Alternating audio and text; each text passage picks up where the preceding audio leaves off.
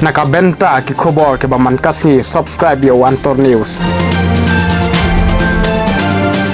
Sepornya keren, handai ka susi benong ye bisa kawai, kalong ba ki politician jongi, kinomi kiman ki jongi, ki ai kata ki ong ba ngadat penpas ye kini po, ki yang terbar tawan kata ki ong ga ILP resolution, kini ka kamram, kinomi kimat, kidai banden kata ka mensim. Ben mikmat yu pai ba jongi om tang opo ka jalla ben dawai ka LP handai ki dai ro ben leport Delhi ben yaki kum yaki ki wei pat ki betul party ki balai chung parlimen ben singau ya ka ai kata ka jing dawa jong ri ko jai beri jong ka jalla hi bro ko wei handai ki pedi ben ki om penban bangi ngadap ka kamram ko jongi kum no mikmat bingna pas ro ya ka LP resolution habot darbar thawan hato kum ka jai ben rio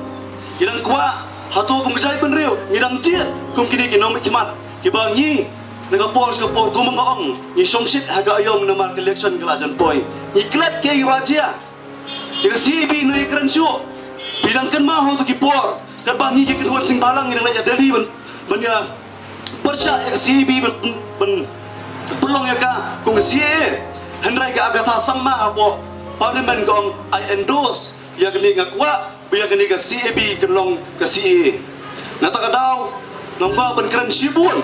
Hari ngapa benken mau pengidai kita kejai benreu ki baklan bet, kita kejai benreu ki ba syak penyat ha kita ipat ki wei pat ki nong yalam ki benon bol Delhi. Ha ki jinglong jingman jong kini ke sorkar ngablong sorkar arsap. Keba ki keren ni kata ka east policy ke look east policy ke por ban bridge ban boy ke jingking jong roy ke par bagian mainland India bat keniga north east jongi kumju pa ki weipat ki weipat kiri ki beton sajang ke north east handrai nanong ipi tang kawai keni deka sokar asap ka ba ayi ki jing sakri tang naga ketien lam kakam